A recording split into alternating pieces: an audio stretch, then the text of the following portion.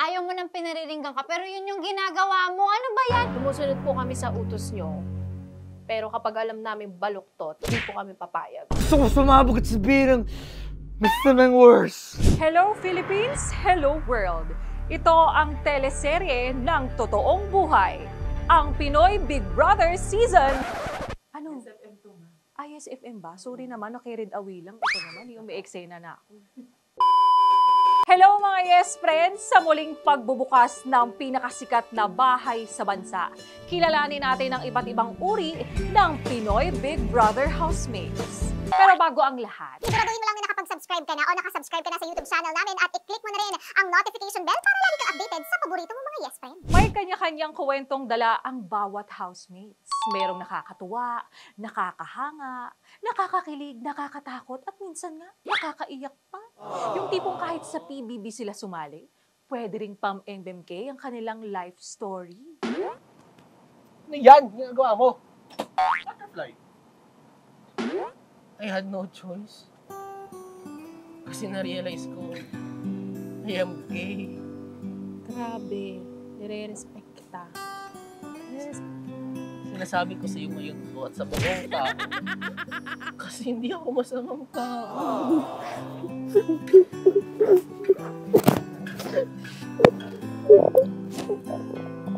Saan mo pinagawa yan?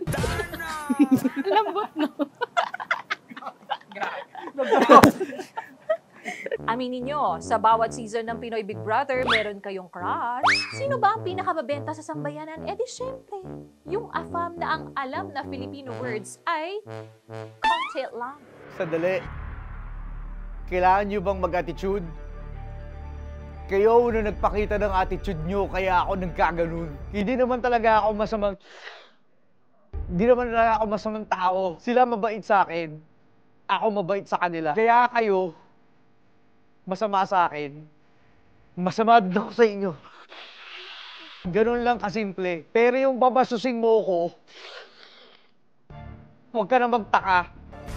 Babasusin din kayo. Hindi ko na rin hahawaan yung feelings ko. Gusto kong sumabog. Gusto kong sumabog at sabihin ng masamang words. Masamang words. Ano ba sabi ko naman masamang words? Sa bahay ni Kuya, syempre hindi pwedeng gwapo at ganda lang ang ambag mo, di ba? Dahil may mga weekly at special tasks na kailangang pagdaanan at sa mga yan, may leader na sinusunod ang mga housemate dahil siya ang madiskarte at matapang. Nagdesisyon si Jason, hindi niya kayang sunugin ang pantalon ni Hindi po Uma. kuya, no po. Mas minarapat niyang lumabas na lang ng bahay ko. Kung lalabas po siya, kasama po kaming lahat. Bakit naman ganun, Kuya? Hindi po siya makatarungan para sa akin. Hindi, para sunugin ang isang bagay. Ano pong lesson ang makukuha niyo? Ano pong dahilan? Sumusunod po kami sa utos niyo, pero kapag alam namin baluktot, di po kami papayag.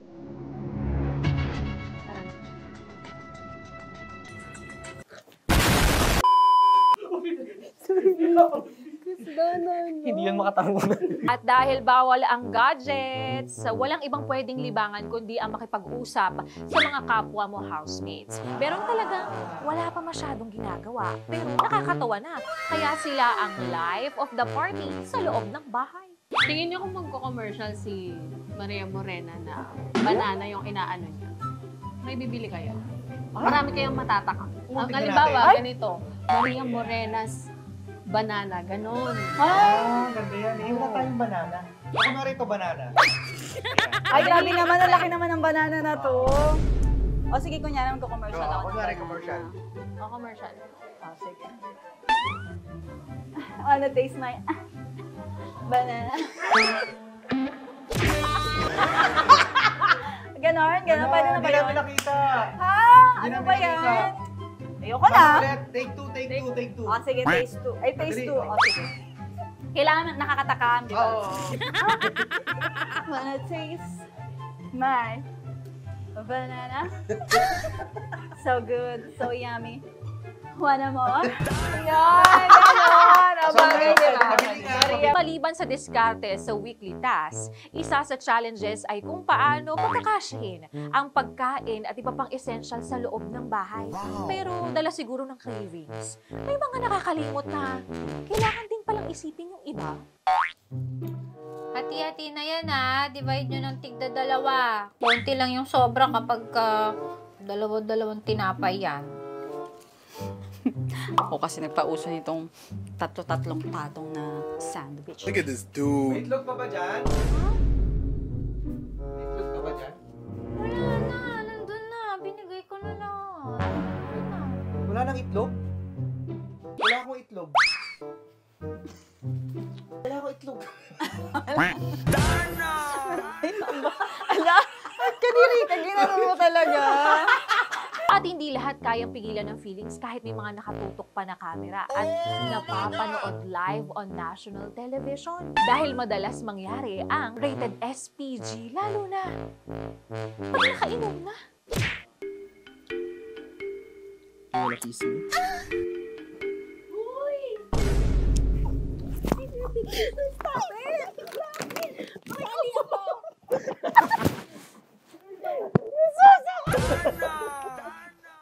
At maliban sa mga nagkakagustuhan, ay meron din mga nakakairingan, no?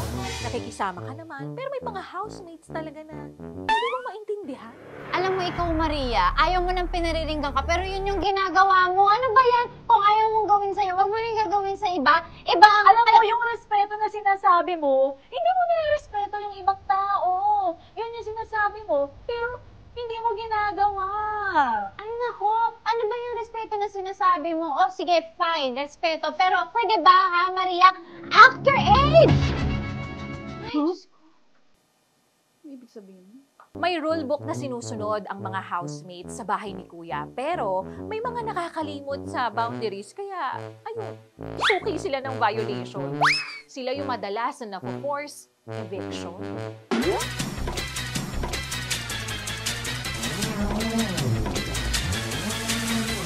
Housemates.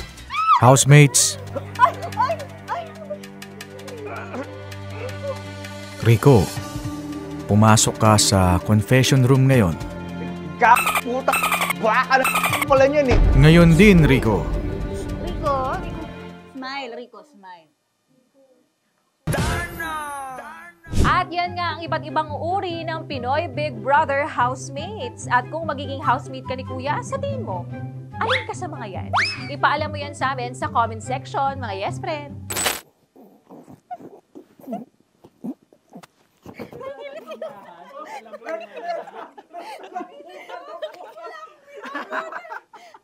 Wala sali-salita.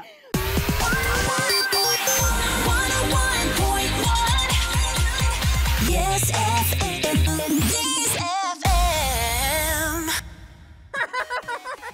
Napayes ka ba sa napanood mo, yes friend? Alam mo na ang gagawin mo, ha? Hit like and subscribe. And click the notification bell para ma-update ka namin. Kung gusto mo, mag-comment ka pa. Hindi ka namin iisnabin.